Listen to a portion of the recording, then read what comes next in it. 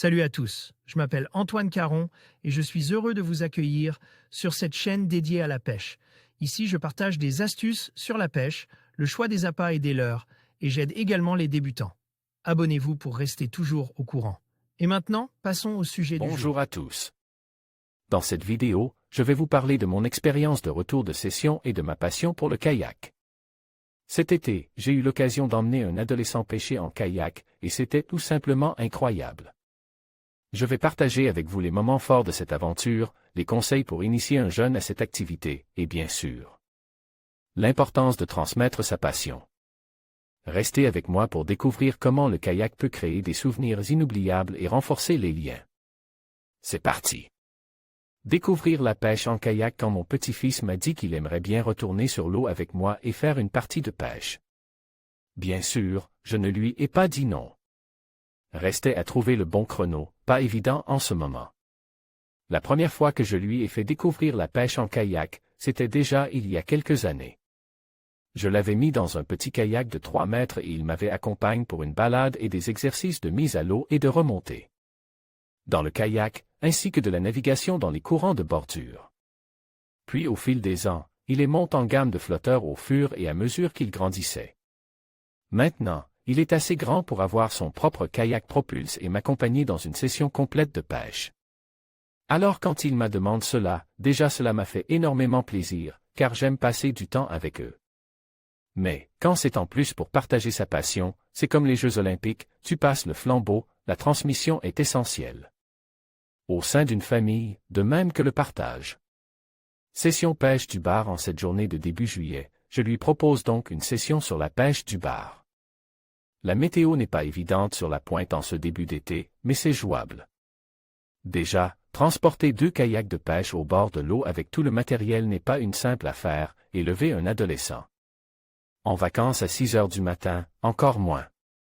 Bref, j'ai choisi un spot juste en bas de chez moi, à 5 minutes, et vers 7h30, après avoir gréé 2 kayaks de pêche, nous sommes sur l'eau. Il y a déjà 4 pêcheurs pros qui font leur balai sur la zone choisie, ils posent des petites palangres de fond un peu partout.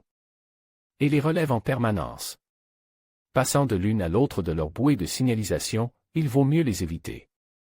Je pense qu'ils sont sur les dorades royales ou sur les raies, très présentes en rade en ce moment. Ce seront donc les bordures, pour une pêche à gratter ou au leurre de surface sur les chasses.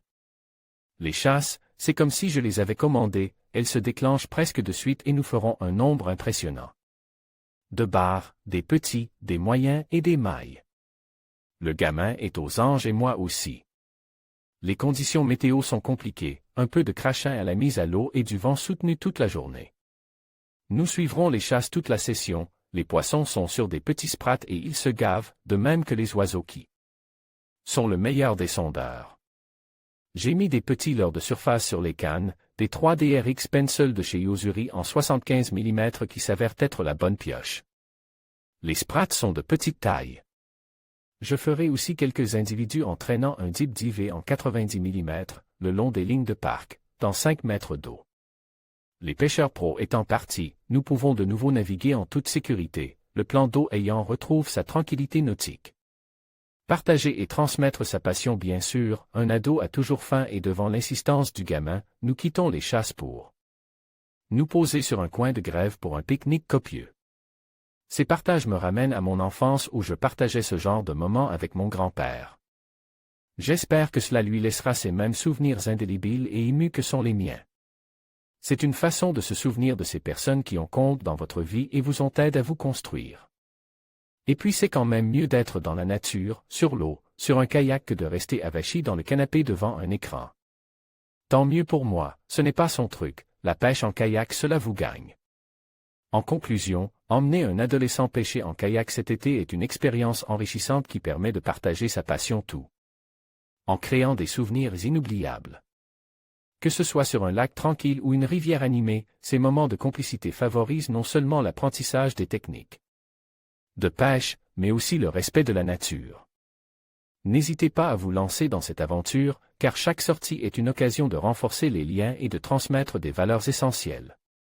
Profitez de l'été pour explorer, découvrir et partager ensemble.